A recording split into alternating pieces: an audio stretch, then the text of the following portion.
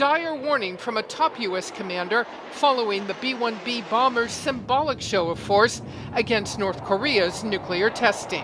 General Raymond Thomas, head of Special Operations Command, said the U.S. is increasingly being held nuclear hostage every day by the North Korean regime. General Thomas also openly acknowledging U.S. Special Operations forces could be called into action, saying in the event of an implosion of the North Korean regime or some other trigger event, we would have the loose nuke dilemma on an industrial scale. The immediate worry? How soon North Korea might conduct another nuclear test. The U.S. has watched activity at an underground test site for weeks.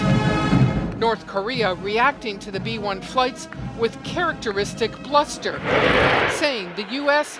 is bluffing that the B-1Bs are enough for fighting an all-out nuclear war. Also saying the U.S. imperialists are going reckless and are taken aback by the successful nuclear test. Kim Jong-un appears completely undeterred. He already has 2 launchers that can hit the lower 48 states, the Taepodong-2 and the KN-08.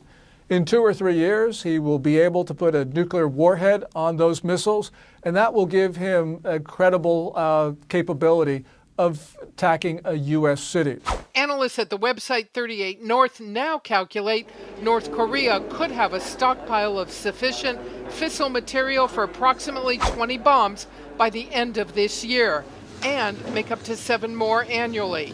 Right now, the U.S. calculates the regime could have 12 devices on hand. Future production would depend on the size of future bombs.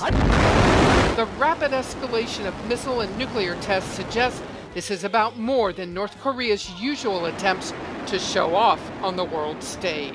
What North Korea is doing with these constant tests, both the nuclear test and missile tests, is actually trying to develop a workable, deliverable nuclear deterrent, and that's much more significant and much more dangerous.